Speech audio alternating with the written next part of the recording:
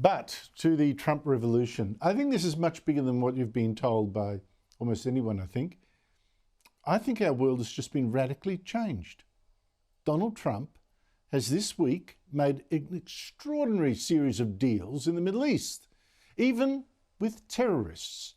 And thanks to this US president, peace in this region of blood has never been closer. It seems, because there is also a danger of a massive backfire. Trump just making Islamist terrorists even stronger. And that is why Israel is scared.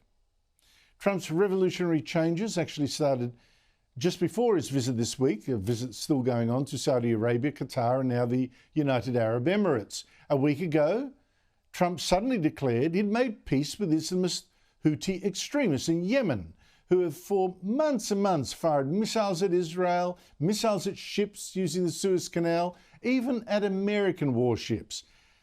Well, Trump has hit them with a month of US strikes against Houthi bases, but then suddenly cancelled the attacks, claimed peace, and even praised the Houthis. We had a very good outcome with the Houthis. They took tremendous punishment. And, you could say there's a lot of bravery there. It was amazing what they took. But we honor their commitment and their word. They gave us their word that they wouldn't be shooting ships anymore, and we honor that. Well, that's not quite true. The Houthis agreed only to stop firing at American ships. Israeli ships and others, no mercy. And that is not what Israel wanted. But Trump had lost patience with his war, was worried about running short of missiles for later, and angry that it already cost $1 billion and that 2 US jets had even fallen off carriers into the sea. But how he ended this, by suddenly declaring his enemies friends, or at least brave and trustworthy, is now his new approach to the Middle East. Look what is now done on this week's trip. It started in Saudi Arabia, which flattered Trump with lavish welcomes and especially with trade deals worth more than $900 billion, or so says Trump. It's probably 2 million jobs that we're talking about. Included is a $200 billion arms deal that Saudi Arabia has buying advanced American weapons, which will help make it a dominant military power in the Middle East, rivaled only by Israel. No wonder Trump loves Saudi's Crown Prince Mohammed bin Salman, despite Salman reportedly ordering the murder and dismemberment of a dissident in Turkey. And we have great partners in the world, but we have none stronger and nobody like the gentleman that's right before me. He's your greatest representative. I like him a lot. I like him too much. But that wasn't even close to the most radical part of Trump's trip.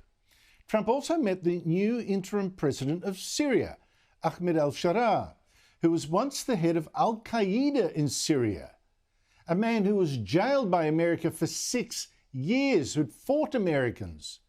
And as recently as last year, he was still wanted by America under his nom de guerre, reward $10 million. But Trump now praises him as well. How did you find the Syrian president? Great. I think very good. Young, attractive guy, tough guy. What's more, Trump also agreed to lift America's long-standing economic sanctions on Syria, crippling sanctions, which set off wild celebrations back in Syria and applause from Arab leaders in Riyadh. I will be ordering the cessation of sanctions against Syria in order to give them a chance at greatness.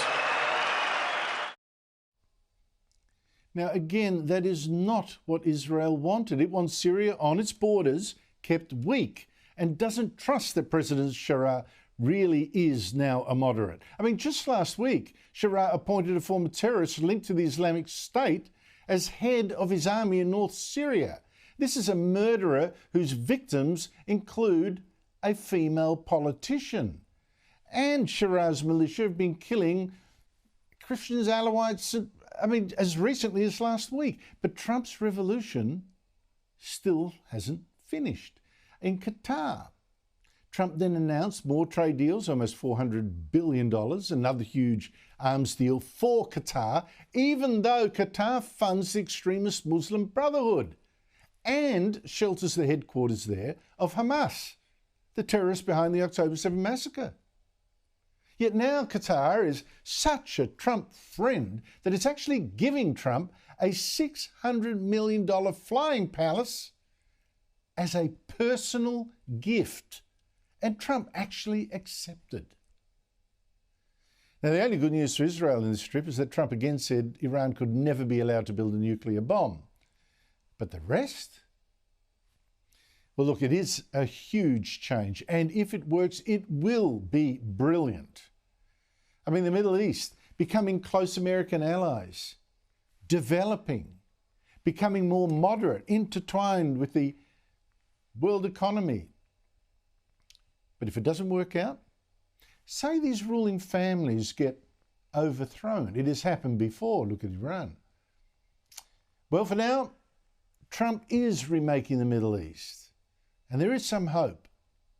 But we must wait to see if his bold dreams really do come true.